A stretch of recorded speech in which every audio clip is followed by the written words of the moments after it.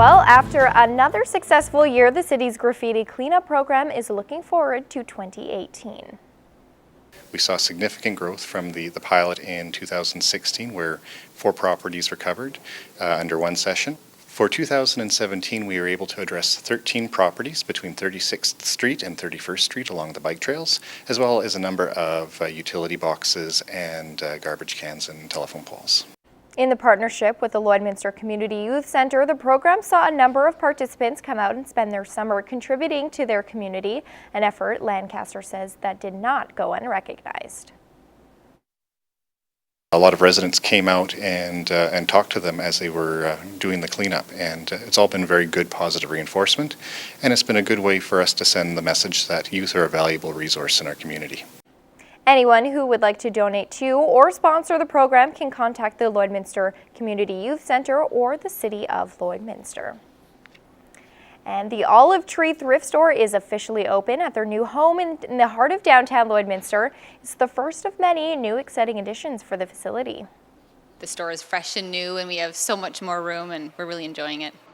After months of construction, the Olive Tree Thrift Store opened its doors back in August. The kitchen is still being worked on, which they hope to have open by mid-September, but some funding is still needed. You know, it's a very big building, which we're very blessed to be in, but there's lots of costs associated with that. And so I think we're just down to about $50,000 left in our renovation fund that we're looking to raise. And something new for the Olive Tree is an indoor farmers market that they will host at their new location on Saturdays. Next weekend, September the 9th, will be the first day that the farmers market will be open. So people want to join the Downtown Farmers Market Lloydminster Facebook page. They can get all the details there. This is Newcap Sports. Well, high school football season is nearly here, which means the ever-popular rivalry between Lloydcomp and Holy Rosary is about to begin. But before that, there's an exhibition games, and Lance Phillips caught up with the Barons, who were hosting one of Saskatchewan's better teams. The Barons' exhibition schedule continued Friday with a stiff test against number 5 ranked North Battleford Vikings. Lloydminster earned a tough 43-36 win, a great showing with the Wheatland Football League season less than 2 weeks away. We still have a lot of work to do. That was a good football team. That's going to be a very, very good football team. They're big and they're physical, and they have an awesome quarterback and a great receiver and a phenomenal running back. We have some work to do, but I think we can be pretty darn good too. We quickly saw in the first half that we were in for a really good game, which was awesome. And that's, in an exhibition, that's I don't think we could ask for a better result. Obviously, we like to be on the other side of the score, but if we can come out like this today, I think we have a lot to build on for next week, so we're happy with the way it turned out. The Barons finished the first half with not only a 28-6 lead, but also an injured quarterback. Garrett Musgrave injured his ankle on a drive near the end of quarter 2, a scary scene for a team relying heavily on the number 1 ranked quarterback in Saskatchewan.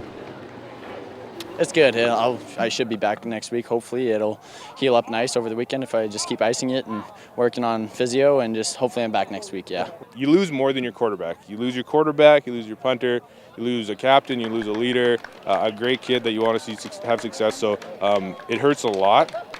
He'll fight for every inch, and it doesn't matter if we're up 28-6 in the middle of a second quarter of an exhibition game, or if it's the provincial final. He's going to give you everything he's got every single play, and that's why we love him, and that's why he's one of the leaders of this team.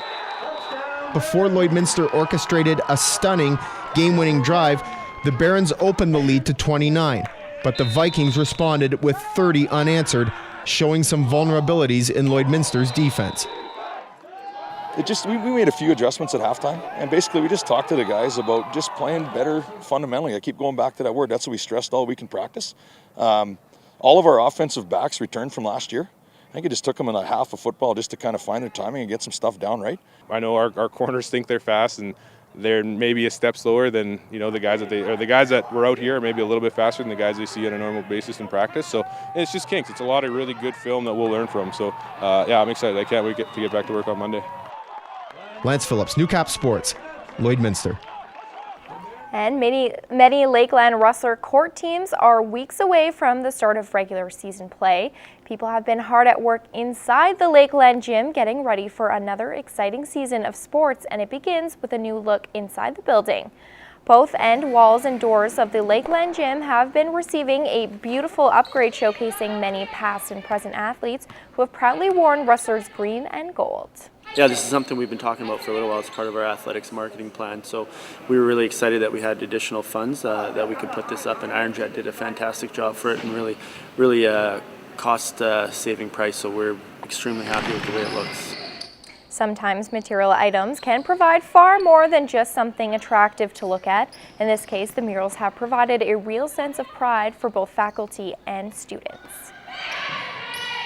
It adds character. I feel like everyone on this mural has given Lakeland like a name.